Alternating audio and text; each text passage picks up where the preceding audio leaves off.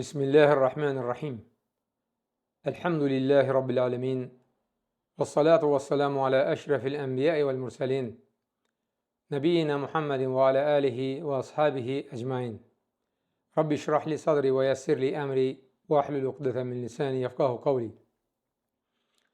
Əziz müsəlman qardaş və bacılarım, həmişə olduğu kimi yenə də hamınıza, eləcə də özümə Allahdan qorxmağa nəsihət edirəm.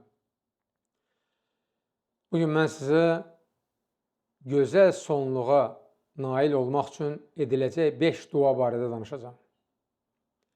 Yəni biz necə Allaha dua edək ki, sonluğumuz yaxşı olsun. Mövzuya başlamamışdan əvvəl Peyğəmbərimiz sallallahu aleyhi və sələmin möhtəşəm bir hədisini danışacağım sizə. Mövzuya aid olan bir hədisdir. Hədisi İmam Abu Davud, Tirmizi, İbn Hibban və digərləri rəvayət edib.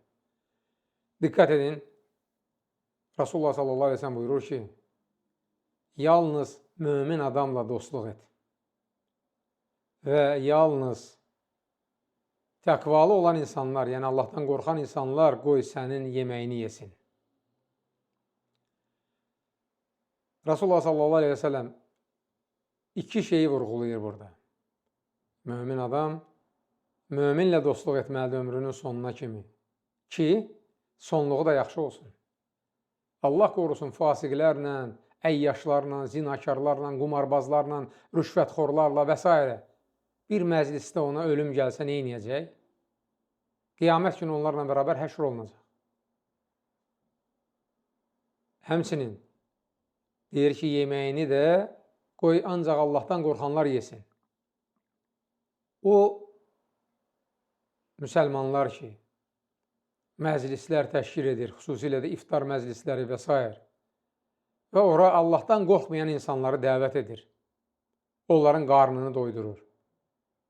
Malını onlara sərf edir. Allah onlara hidayət versin.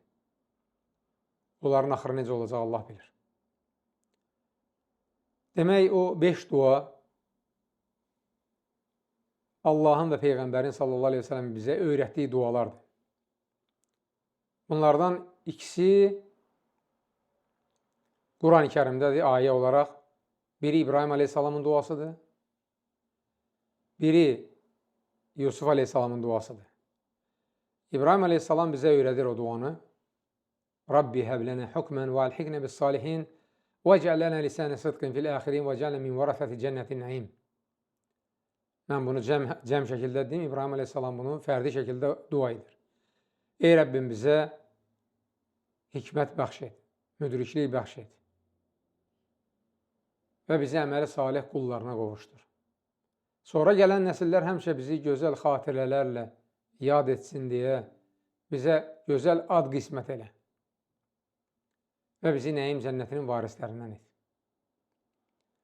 Yusuf aleyhissalamın duası Fatırəs səməvati vəl-ard Əntə vəliyyünə fid-dünya vəl-əxirə təvaffənə musliminə vəl-hiknə bis-salihin. Bunu da cəm şəkildə etdim mən. Yusuf aleyhissalam fərdi şəkildə edir. Ey göyləri yeri yaradan Rəbbimiz, dünyada da, axirətdə də bizim himayədarımız sənsən. Elə isə bizim canımızı müsəlman olduğumuz halda al və bizi əməli salih insanlara qovuşdur. Növbəti dua Peyğəmbər sallallahu aleyhi ve sellemin bizə öyrətdiyi duadır.